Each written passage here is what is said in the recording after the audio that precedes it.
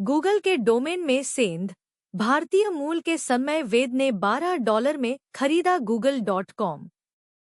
आज के डिजिटल युग में किसी भी व्यवसाय को शुरू करने के लिए सबसे पहली जरूरत होती है एक डोमेन नेम। चाहे वह .com हो या .in, डोमेन नेम बुक करना कारोबार की पहली सीढ़ी माना जाता है।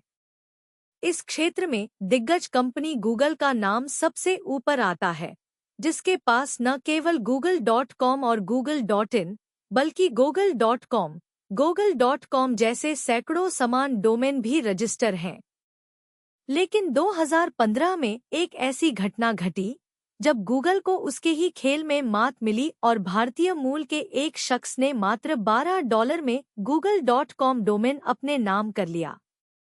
यह मामला 29 सितंबर 2015 का है।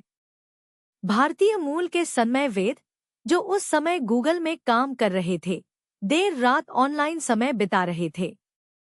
इस दौरान उन्होंने मजाक में google.com डोमेन की उपलब्धता जांचने का फैसला किया। हैरानी की बात यह थी कि यह डोमेन खरीदने के लिए उपलब्ध दिखा। तकनीकी रूप से यह असंभव था, क्योंकि गूगल ने इस तरह के सभी डोमेन पहले ही सुरक्षित कर रखे थे। फिर भी सन्मय ने कोशिश करने का फैसला किया। उन्होंने डोमेन खरीदने की प्रक्रिया शुरू की, यह सोचकर कि शायद भुगतान रद्द हो जाएगा। लेकिन उनकी उम्मीद के विपरीत उनके क्रेडिट कार्ड से $12, तब के करीब ₹804 कट गए और google.com का मालिकाना हक उनके नाम हो गया। कुछ ही सेकंड में दुनिया की सबसे बड़ी टेक कंपनियों में से एक का डोमेन एक व्यक्ति के पास चला गया। गूगल को इस तकनीकी खामी का पता जल्द ही चल गया। कंपनी ने इसे एक ग्लिच, तकनीकी त्रुटि बताया और सन्मय वेद की सजगता की सराहना की। इस बड़े सुरक्षा खामियों को पकड़ने के लिए गूगल ने सन्मय को $6006, लगभग 4.07 लाख रुपए का इनाम दिया।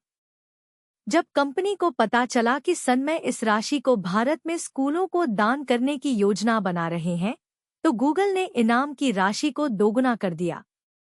गूगल लंबे समय से अपनी प्रणाली में खामियां ढूंढने वालों को पुरस्कृत करता रहा है।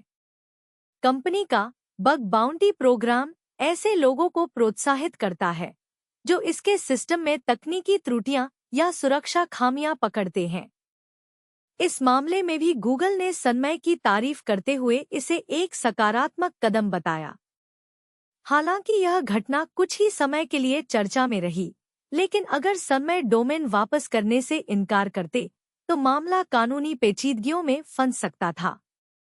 विशेषज्ञों के अनुसार ऐसी स्थिति में गूगल के पास मजबूत कानूनी आधार होते, क्योंकि google.com उसका ट्रेडमार्क और ब्रांड नाम है। लंबी कानूनी लड़ाई के बाद जीत अंततः गूगल की ही होती। यह घटना तकनीकी दुनिया में एक रोचक वाकये के रूप में दर्ज है। कुछ पलों के लिए ही सही, भारतीय मूल के सन्मय वेद ने गूगल जैसे दिग्गज को उसकी ही जमीन पर चुनौती दी। इस मामले ने न केवल तकनीकी खामियों की गंभीरता को उजागर किया, बल्कि गूगल की पारदर्शिता और जिम्मेदारी को भी सामने लाया।